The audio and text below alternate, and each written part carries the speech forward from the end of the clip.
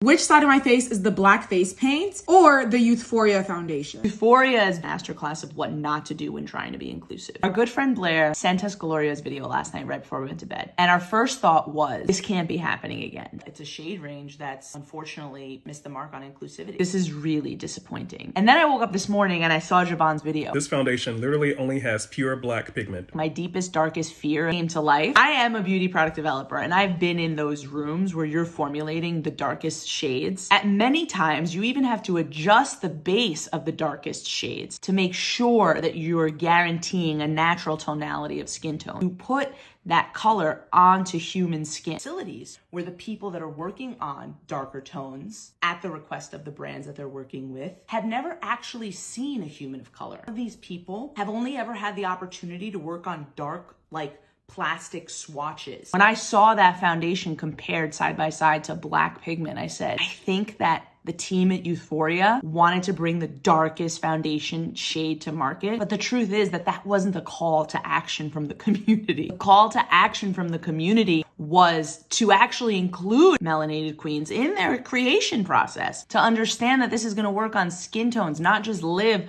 arbitrarily as like the darkest product line on the market. There's a process in product development during the shade development phase that involves a lengthy experiential application. I don't care if you hire a product developer. I don't care if you hire a makeup artist. I don't care if you hire models. One of those three, and ideally all three of those things happen synergistically while you're in shade development to ensure that you are not only nailing the tone, the undertone, and the breadth of range, because that is what true product development is in the essence of shade development. I've done this many times at the mass market level, at the prestige level. I've argued, I begged and pleaded for darker ranges during a time when it wasn't even as big of a conversation it is today. Unfortunately, we're finding ourselves in a loop here. I understand that people are upset and everyone deserves to be upset. It just shows the deep, deep depths of how far we still have to come because we've been here before. Product development is centered around intention. You need representation inside those labs to make sure that you can develop the shade ranges that you need if you're not going to bring in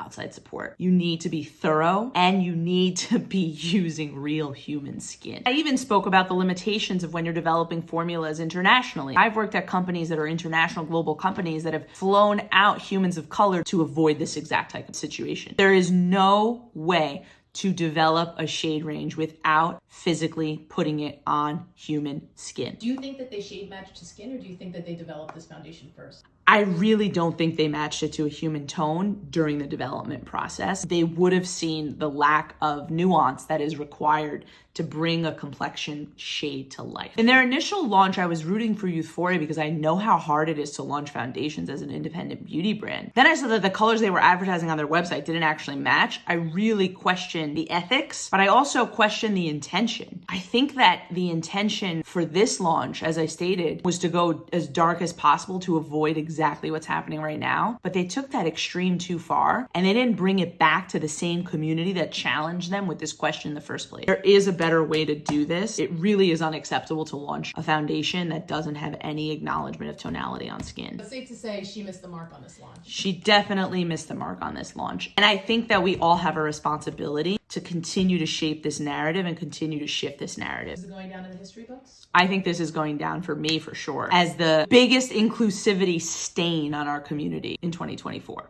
Wow.